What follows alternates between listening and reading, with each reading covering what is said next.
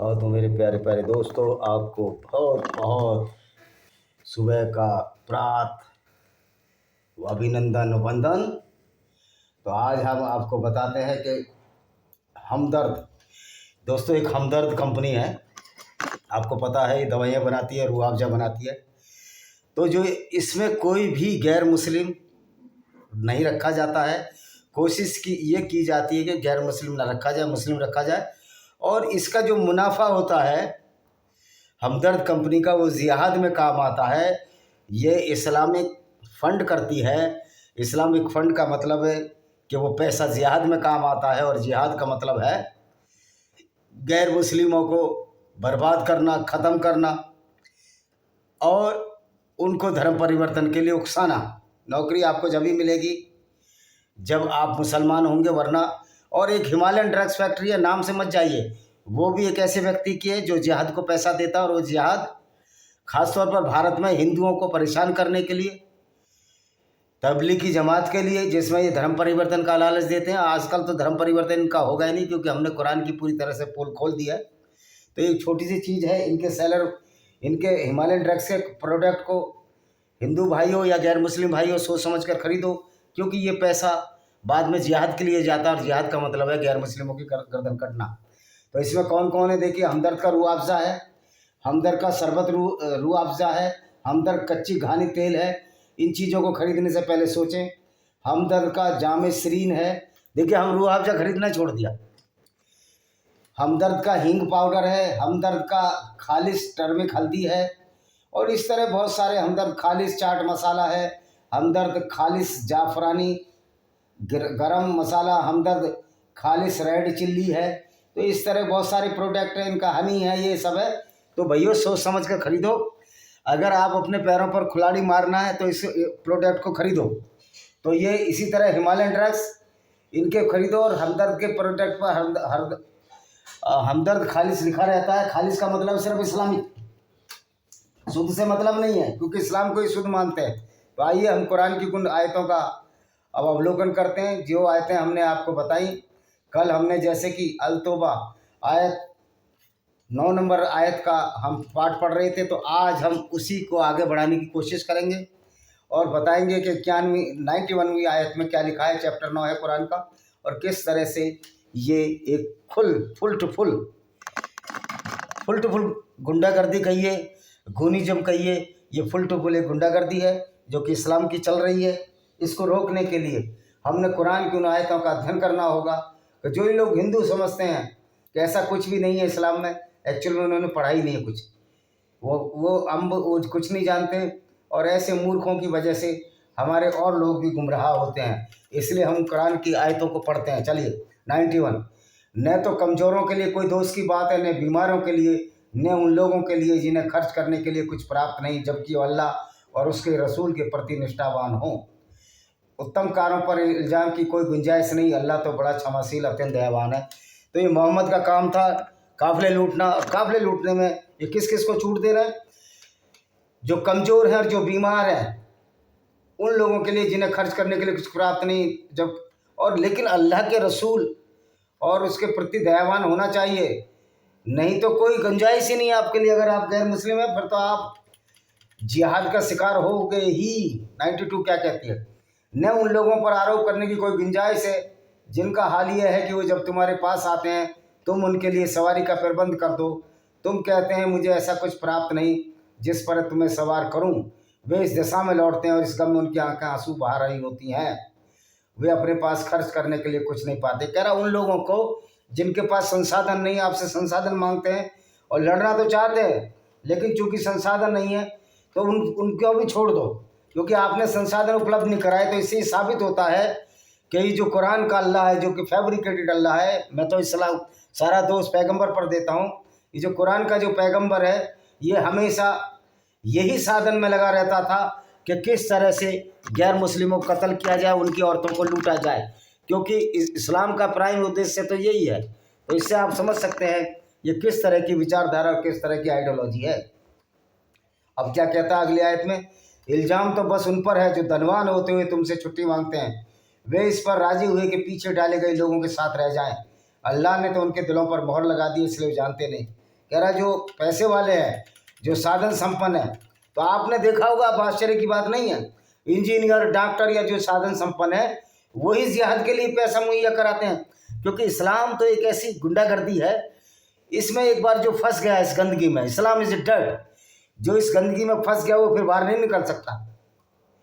94 आयत, जब तुम पलटकर उनके पास पहुंचोगे, तुम्हारे सामने बहाने करने लगेंगे, तुम कह देना बहाने न बनाओ, हम तुम्हारी बात कदापि नहीं मानेंगे, हमें अल्लाह ने तुम्हारे वृत्तांत बता दिए हैं, सभी अल्लाह और उसका रसूल तुम्हारे काम को देखेगा, फिर तुम उसको लौटोगे। छिपे और खुले का ज्ञान रखता है, फिर जो कुछ तुम करते रहोगे तुम्हें बता देगा। कह रहा फिर तुम बाद में तो उसी को लौटना, अल्लाह की ओर। यार ऐसे अज्ञानी और मूर्ख अल्लाह की ओर लौटोगे आप? ऐसे पैगंबर की ओर लौटोगे जो जिसका काम ही काफिले लूटना था? बताइए ये कहाँ की उचित बात है कि आपका पैगंबर काफिले लूटने वाला हो और उसको आप पैगंबर मानो? तो इससे तो गिरी कोई बात हो ही नहीं सकती।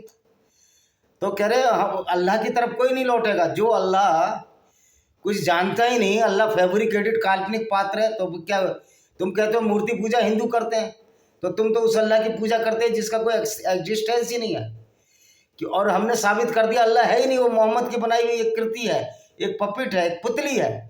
क्योंकि अगर अल्लाह दुनिया को बनाने वाला होता तो ये अल्लाह तो ये जानता कि दुनिया जो है स्थिर नहीं है, सूर्य उसके चारों तरफ चक्कर नहीं करता है, लेकिन तुम्हारा अल्लाह कहता है कि सूर्य स्थिर है, पृथ्वी स्थिर है और सूर्य उसके चारों तरफ पर चक्कर काटता है। जबकि हकीकत यह है कि दोनों घूम रहे हैं, एक अपनी परिधि में, पृथ्वी सूर्य के चारों तरफ और अपनी परिधि पर भी घूम रही है। यही काम सूर्य का है, मूवमेंट लगातार हर ग्रह में है, लेकिन तुम्हारा अल्लाह जानता ही नहीं। इसका मतलब ये मोहम्मद की समझ थी, और मोहम्मद की समझ तो एक आज 8वीं क्लास के बच्चे से भी कम है, और इसको आप पैगंबर मानते हो। ये बड़े ही आश्चर्य की बात है। तभी तो आपका ब्रेन वॉश हो रहा है, तभी तो आप तरक्की नहीं कर पाओगे। जब तक मुसलमान इस्लाम पर रहेगा वो तरक्की कर ही नहीं सकता। जो ये कहते हैं कि नबी की सुन्नत पर चलो, तो नबी की सुन्नत तो औरतें लूटने की थी, नबी की सुन्नत तो कत्ल करने की थी, नबी की सुन्नत तो औरतों को गिफ्ट में लेने की थी। तो क्या उसकी सुन्नत पर चलना अच्छी बात होगी आज के ज़माने में? निश्चित तौर पर यह इंसानियत का अपमान होगा अगर कोई मोहम्मद की बातों पर चले। ये इमरान खान जो जेल में पड़ा इतना मूर्ख है, करा नबी ने बहुत सारे कबीलों को इकट्ठा किया और सबको ग्रुप संगठित किया। नबी ने कबीलों को इकट्ठा किया, नबी ने लोगों को इकट्ठा किया, नबी ने लुटेरा का गिरोह बनाया। तो ये इमरान खान हो या कुछ भी जो इस्लाम में चला जाता है उसका टोटली ब्रेन वॉश हो जाता है, उसको दिखता ही नहीं। जिस तरह सावन के अंधे को हरा ही हरा दिखता है, उनको भी सब कुछ अच्छा दिखता है, या उन्होंने टीन के चश्मे लगा रखे हैं उनको कुछ दिखता नहीं। तो इमरान खान भी ऐसा ही मूर्ख व्यक्ति है। ये हम मदीना चार्टर लाएंगे, तो मदीना चार्टर में तो लौंडियाँ रखना, लौंडियों को लूटना, गैर मुस्लिम औरतों की इज्जत बर्बाद करना, जैसे कि पैगंबर मोहम्मद करते थे। तो ये मदीना चार्टर वो ला रहा था। पाकिस्तानी सुनो, ऐसे मूर्ख तुम्हारे यहाँ प्रधानमंत्री सारे के सारे मूर्ख हुए हैं। ये अब क्रिकेट की टीम अल्लाह के नाम से चल रही है, तो अल्लाह के नाम से देख लिया, अल्लाह तो ठुल्ला है, अल्लाह है ही नहीं, तो क्या तुम अल्लाह के नाम से जीतोगे? जब इतने मूर्ख लोग पाकिस्तानी क्रिकेट टीम में चले जाएं जो फैब्रिकेटेड काल्पनिक अल्लाह पर विश्वास करें, तो हसर यही होना टीम का। अब खेलोगे नहीं, अल्लाह अल्लाह क्या कर लेगा? अल्लाह तो मोहम्मद के दांत नहीं बचा पाया था, जब मोहम्मद के दांत तोड़ दिए अल्लाह है ही नहीं। वे तुम्हारे सामने कसमें खाएंगे ताकि तुम राजी हो जाओ, किंतु यदि तुम उनसे राजी हो गए तो अल्लाह ऐसे लोगों को कदापि राजी नहीं होगा। कह रहा जो लोग नहीं गए लड़ने तो अल्लाह राजी नहीं होगा। अल्लाह तो हत्यारा लुटेरा है, क्रूर और अत्याचारी है। अल्लाह को लूट पसंद है, अल्लाह को बदकारी पसंद है, अल्लाह को छिनाली पसंद है, जो कि ये पैगंबर और मुसलमानों के हाथ से कराना चाहता है। तो ऐसा अल्लाह है। वैसे मैंने पहले ही कह दिया कि अल्लाह एक फैब्रिकेटेड, अल्लाह नाम की कोई चीज़ नहीं है। वे बद्दू, इनकार और कपटाचार में बड़े हुए हैं। बद्दू मतलब बेचारे जो पशु पालते थे। देखो जब मोहम्मद ने ही इस्लाम नहीं चलाया था वो बड़े अच्छे लोग थे। काबा में भी 360 मूर्तियाँ थीं और उसमें 3 प्रमुख देवियाँ थीं, अल्लाह, अलमन्नात, अल-उज्जा। इनकी पूजा करते थे और बड़ा सेकुलर स्टेट था। लेकिन जहाँ इस्लाम चला गया वो सेकुलरिज्म ख़त्म। मोहम्मद ने 630 में मक्का में सारी मूर्तियाँ तोड़ डाली। अब मैं उनसे पूछना चाहता हूँ, जो ये अखिलेश यादव है और असदुद्दीन ओवैसी है, असदुद्दीन ओवैसी, तो क्या इस्लाम में सेकुलरिज्म है? मेरे को जवाब दे तू। भाव भाव कुत्ते की तरह, कुत्ता तो फिर भी मतलब से भौंकता, तू बिना मतलब भौंके रहता, तू और तेरा भाई। सेकुलरिज्म इस्लाम है? हर चीज़ को क्या कहें अनकॉन्स्टिट्यूशनल है। अरे तेरा तो इस्लाम ही अनकॉन्स्टिट्यूशनल है, तेरा तो इस्लामी असंवैधानिक है जो भारत के संविधान की निरादर करता है। क्योंकि तेरे इस्लाम में तो कहा गया है कि सारे बराबर नहीं हैं, मुसलमान सुपीरियर हैं और दूसरे लोग नजस और गंदे हैं। तो किस मुंह से तू बात करता है संसद में जाकर? लोगों को बेवकूफ़ समझता है क्या? मूर्ख। जिस आइडियोलॉजी को तू फॉलो करता है वो अज्ञानता से भरी हुई और नफरत से भरी हुई आइडियोलॉजी है, जिसको इस्लाम कहते हैं। जंगे बदर की बात करता रहता है।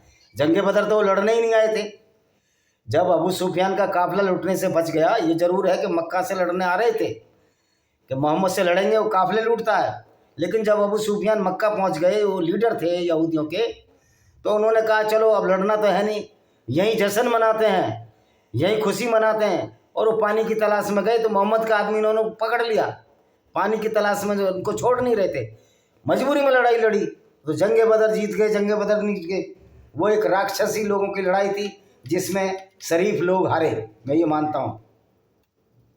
और कुछ बद्दू जैसे हैं जो कुछ खर्च करते हैं उसे तवान समझते हैं और तुम्हारे हक में बुरी गर्दिश की प्रतीक्षा में, बुरी गर्दिश में तो वही है, अल्लाह सब कुछ सुनता। कह रहा कुछ ऐसे बद्दू हैं जो वो कुछ खर्च करते हैं तो उसको एहसान समझते हैं, लेकिन ये एहसान नहीं है, क्योंकि गैर मुस्लिम को लूटना जो है।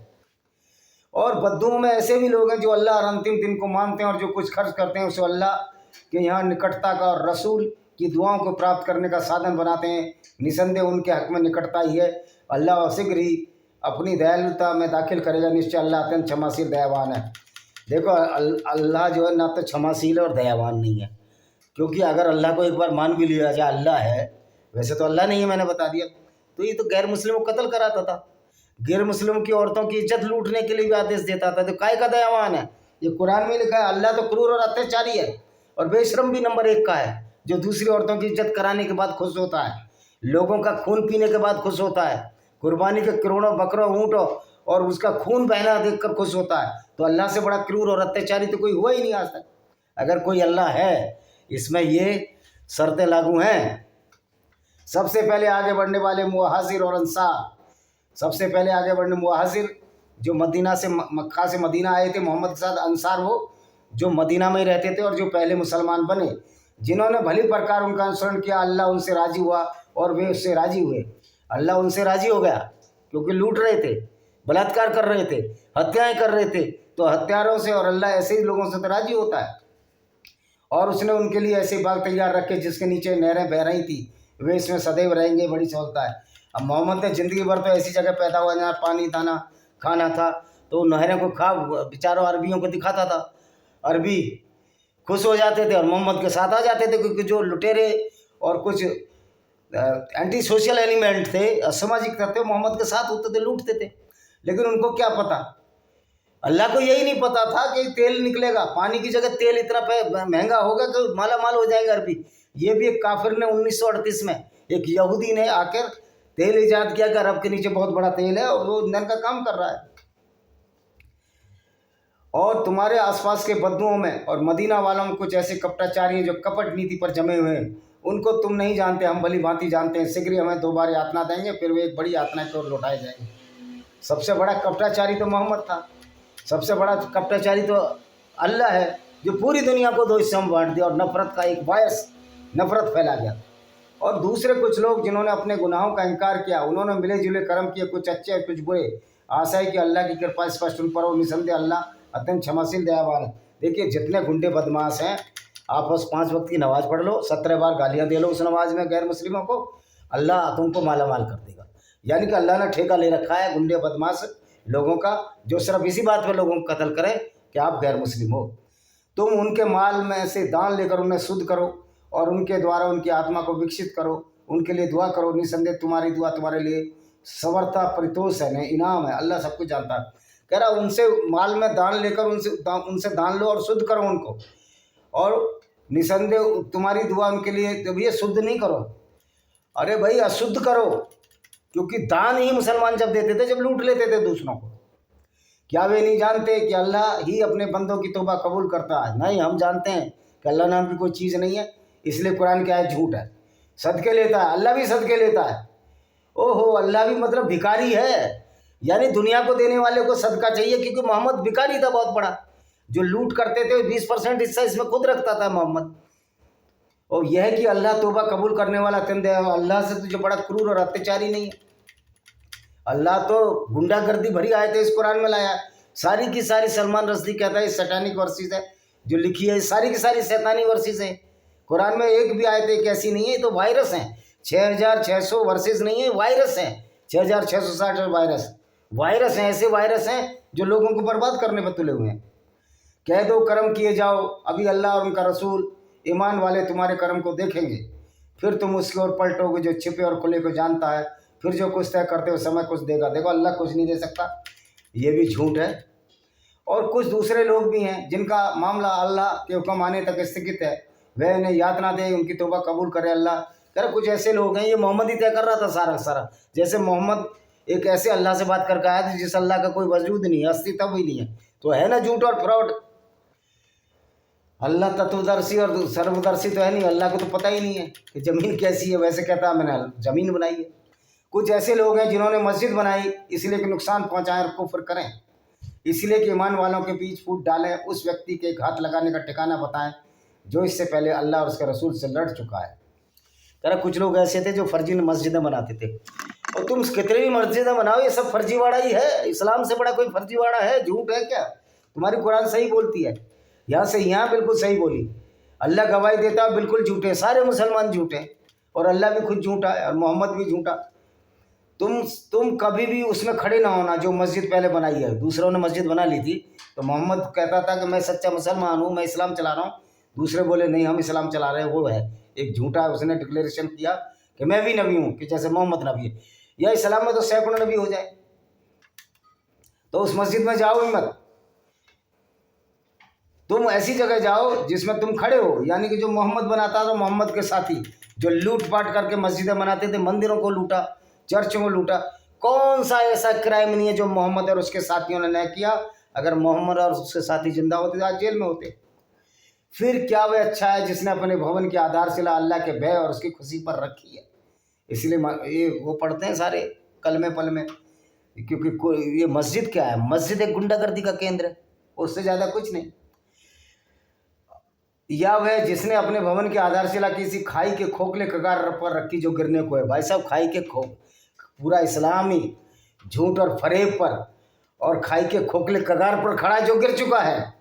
भारत में 8% मुस्लिम इस्लाम छोड़ चुके हैं, पाकिस्तान में 10-12% मुस्लिम इस्लाम छोड़ चुके हैं, ईरान में 40% छोड़ चुके हैं। तो इस्लाम तो बहुत तेज़ी से घटता जा रहा है और घटना भी चाहिए। आइडियोलॉजी अगर आगे बढ़ी तो निश्चित तौर पर ये हमारे लिए बड़े नुकसान की बात होगी। इंसानियत तबाह हो जाएगी, तार तार हो जाएगी, बहन बेटियों की दूसरी औरतों की इज्जतें लूटने लगेंगी। जो दीन अपनी औरतों की इज्जत नहीं कर सकता, अगर उसका पति उसको तलाक दे दे तो जब अगर पुराने पति के पास आना चाहे तो उसको उसके इंटरकोर्स करना पड़ता है दूसरे आदमी के साथ। और जी इस्लाम में ये स्त्री को तलाक देने का अधिकार नहीं। जो मौलाना बोलता है कि औरत के बराबर के हकूक़ के अधिकार है, बता दो कहाँ औरत तलाक दे सकती है? वो सिर्फ रिक्वेस्ट कर सकती है अपने पति से कि खुला लो, मैं नहीं रहना चाहती आपके साथ। वो पति की मर्जी है, ये करे न करे। तो मौलाना तुम्हारे झूठ के पत दर प्याज की तरह तुम्हारे खोल देंगे। तुम्हारी कोई औकात नहीं मौलाना जो आके आमने सामने बहस कर सको। और तुम तो कुरान पढ़ते, मैं तो पूरी कुरान मैंने अपने वीडियो में डाल दी अब, इसलिए पूरा चैप्टर कंप्लीट करता हूँ। 119 तक हम करेंगे क्योंकि 120 में हम पहले बता चुके हैं। उनका ये जो भवन बनाया सदा उनके दिलों में खटक रहेगा। यदि उनके दिल के टुकड़े टुकड़े हो जाए तो दूसरी बात है, अल्लाह सब कुछ जानने वाला है। कह रहे ये जो भवन बनाया है ये बेकार है। मोहम्मद ने जो भवन बनाए वो अच्छे हैं। आतंकवादी निकल रहे मस्जिदों से, ये गुंडागर्दी का केंद्र है मदरसे। और सबसे बड़ा जो टेररिस्ट है यहाँ पर वो मौलाना अरशद मदनी है, महमूद मदनी है, क्योंकि उसका इतना बड़ा मदरसा, और मदरसे में तो पढ़ाई हुई इस्लाम की होती है। इस्लाम खुद में एक आतंकवाद है, हम तो पहले भी बता चुके हैं आपको। 111 निसंदेह अल्लाह ने उनके ईमान वालों से उनके प्राण और उनके माल इसके बदले खरीद लिए हैं कि उनके लिए जन्नत है। वे अल्लाह के मार्ग में लड़ते हैं तो मारते भी हैं और मरते भी हैं। अब मोहम्मद एक चाल फेंक दी कि मरोगे तो शहीद कहलाओगे और मारोगे तो भी तुम्हें जन्नत मिलेगी, यानी स्वर्ग मिलेगी। ऐसा जन्नत का झूठा खेल इस मोहम्मद ने चलाया। पागल हो गया हमारा मुसलमान। इंजीनियर पागल, असिस्टेंट इंजीनियर, ठीक, हमारे विभाग का एग्जीक्यूटिव इंजीनियर पागल है इस्लाम के ऊपर। हमसे बात करना बंद कर दिया। अरे तो हमको जरूरत ही नहीं तुम जैसे लोगों को, जो पैगंबर को जो लुटेरे पैगंबर को और जो औरतों को साथ बलात्कार करता हो, औरतें गिफ्ट में लेता हो, उस ऐसे फॉलोवर्स को हम नहीं जरूरत है, तुम्हारी हमको जरूरत नहीं। हम इंसानियत वाले लोग हैं, हम ऐसे व्यक्ति को अपना दोस्त नहीं बनाएंगे कि जिसका पैगंबर लुटेरा हो, जिसका पैगंबर काफिले लूटता हो, फिर पैगंबर मानते हो। तो फिर जब पैगंबर का चरित्र ऐसा, उस पर चलने वाले तुम लोग कितने खतरनाक होगे, आस्तीन के सांप से कम नहीं होगे। उनके जिम्मे तौरात, इंजील, कुरान में लिखा गया एक पक्का वादा, अल्लाह से बढ़कर अपने वादे को पूरा करने वाला कौन हो सकता है। अल्लाह को अम्म का भी नहीं पता, अल्लाह को तो यही नहीं पता, धरती कह रहा है अल्लाह ने बनाई और अल्लाह कह रहा है धरती स्थिर है। ऐसे हैं जो तौबा करते हैं, बंदगी करते हैं, स्तुति करते हैं, अल्लाह के मार्ग में भ्रमण करते हैं, अल्लाह के आगे झुकते हैं और सजदा करते हैं, भलाई का हुक्म देते हैं और बुराई से रोकते हैं, अल्लाह की निर्धारित सीमाओं की रक्षा करते हैं। अल्लाह की तो कोई सीमा ही नहीं है। अल्लाह की तो सीमा के जितना मर्जी दूसरों को लूट लो। मोहम्मद के ज़माने में 20% सब मोहम्मद को दिए जाओ। जैसे मोहम्मद पैगंबर ना होकर कोई डॉन हो गया। दाऊद इब्राहिम भी ज़्यादा अच्छा है, इतने बलात्कार इन्होंने नहीं किए होंगे जितने मोहम्मद और उसके साथियों ने किए और करवाए। नबी और ईमान वालों के लिए उचित नहीं हो बहुदेववादियों के लिए क्षमा की प्रार्थना करें। अबे तुम क्या प्रार्थना करोगे, तुम्हारा कोई अल्लाह ही नहीं है, फर्जी अल्लाह क्या सुनेगा तुम्हारी प्रार्थना। तुम करो जो काफिरों ने जो तुमको दिया, तुम्हारा अल्लाह नहीं दे सकता तुमको, क्योंकि अल्लाह है ही नहीं। लेकिन हाँ, तुम्हारा ब्रेन वॉश जरूर हुआ है। कुरान के नाम पर सबसे बड़ा जो धोखा हमारे मुसलमान भाइयों को प्रैंक हुआ है वो मोहम्मद ने किया, और ये मोहम्मद को अपना पैगंबर मानते। ये समझते ही नहीं कि वो ये लोग समझते हैं उसको दोस्त, लेकिन मोहम्मद सबसे बड़ा दुश्मन है इस्लाम का और इस्लाम के मानने वालों का। इस्लाम का दुश्मन नहीं है, क्योंकि इस्लाम तो उसने चलाया। मुसलमानों का दुश्मन है जिसने ऐसे इस्लाम में उनको दाखिल किया जो कि सारे के सारे गलत काम है गैर मुसलमानों के साथ। और नबी अच्छा बहुदेववादियों के क्षमा की प्रार्थना कर, यद्यपि वे उसके नातेदार क्यों न हो, जबकि उन पर बात खुल चुकी। कह रहा है उनका नातेदार भी अगर गैर मुस्लिम है तो उससे दोस्ती मत रखो।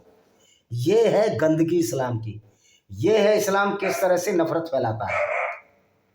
114वीं आयत, इब्राहिम ने अपने बाप के लिए जो क्षमा की प्रार्थना की वह तो केवल एक वादे के कारण थी, जो वादा वह उससे कर चुका। देखो इब्राहिम नाम का कोई कैरेक्टर नहीं था, कहीं भी हिस्ट्री में इब्राहिम नहीं है, ये सब फैब्रिकेटेड है यहूदी ईसाइयों के और इस्लाम की। क्योंकि राम मंदिर, अगर राम थे तो उनका राम सेतु भी मिल रहा है बहुत सारे, क्योंकि राम एक राजा के लड़के थे। लेकिन ये अल्लाह और इब्राहिम और दाऊद ये सारे फ्रॉड कैरेक्टर हैं जो यहूदियों की धर्म पुस्तक तौरात में है और ईसाइयों की, ये सारे सारे झूठ पर हैं। और मोहम्मद ने उसमें से चोरी की है कुरान की आयतों को। आप पहले बाइबल का ओल्ड टेस्टामेंट पढ़ना, फिर कुरान पढ़ना, आपको समझ में आ जाएगी। सारा चोरी का माल है मोहम्मद का। और चोरी इसमें तो चोरी यानी कि जो लिखित में या किताबों से तो चोरी किया, और लोग फिजिकली डाके भी लोगों को लूटा भी। तो चोरी और डकैती तो दोनों शामिल है इस विचारधारा में।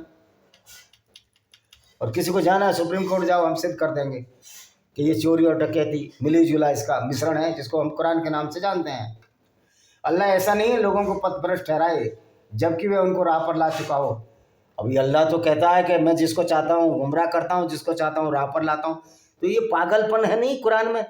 तो ऐसा नहीं लगता कि ये किताब किसी पागलों द्वारा लिखी गई है? कुरान में ये आयत है कि अल्लाह जिसको चाहता है गुमराह करता है, जिसको चाहता है अच्छे पथ पर। यहाँ कहता है अल्लाह ऐसा नहीं जो पथभ्रष्ट है, अल्लाह ही ऐसा है, तुम्हारी किताब ही बोलती है।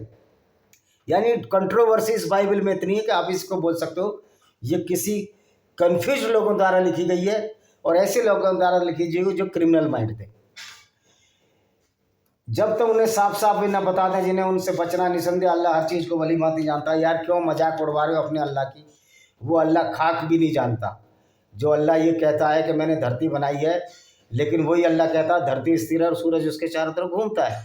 वही अल्लाह कहता है धरती चादर की तरह है और मैंने ऊपर खंभे गाड़ दिए हैं, पहाड़ ऊपर से लगाए, जबकि पहाड़ तो अंदर से लगते हैं।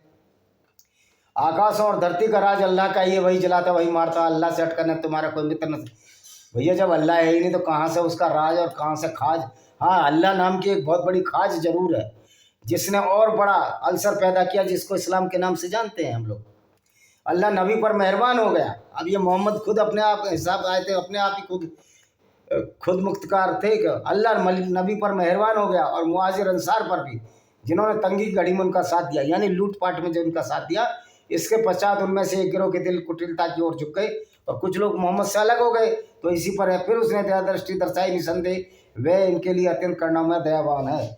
अब ऐसा अल्लाह दयावान है जो मोहम्मद को कहता है कि लूटो और 20% हिस्सा तुम खुद रख लो, ये तो तुम्हारी कुरान की आयत बोलती है। और इन तीनों पर जो पीछे छोड़ गए, यहाँ तक जब धरती विशाल होते हुए उन पर तंग हो गए, उनके प्राण उन पर दूभर हो गए, उन्होंने समझा अल्लाह से बचने की कोई शरण नहीं मिल सकती, तो उसी के यहाँ फिर उनसे कृपा दृष्टि की ताकि पलट जाएं। निसंदेह अल्लाह ही तौबा कबूल करता है, अत्यंत दयावान अल्लाह है, दयावान तो यार किधर से भी नहीं है। ए ईमान वालों, अल्लाह का डर रखो, सच्चे लोगों के साथ हो जाओ। हमको बिल्कुल अल्लाह का डर नहीं है, और अल्लाह के जो आइडियोलॉजी है उसके खिलाफ हमें युद्ध लड़ना पड़ेगा तो लड़ेंगे। और हम अपने मुसलमान भाइयों को साबित करने की कोशिश कर रहे हैं अल्लाह कुछ नहीं है, एक बहुत बड़ा फ्रॉड था जो मोहम्मद ने तुम्हारे साथ किया, और अपने फ़ायदे के लिए वो आयतें लेकर आया। जब जिसको जैसी ज़रूरत होती थी वो आयत बना लेता था और उनको लोगों पर लागू कर देता था। ये मैंने पिछले वीडियो में भी बताया है, उसका उदाहरण आप जब पिछला वीडियो देखेंगे तो मिल जाएगा। इसी के साथ हम इस वीडियो को विराम देते हैं। वंदे मातरम, जय हिंद, आपका दिन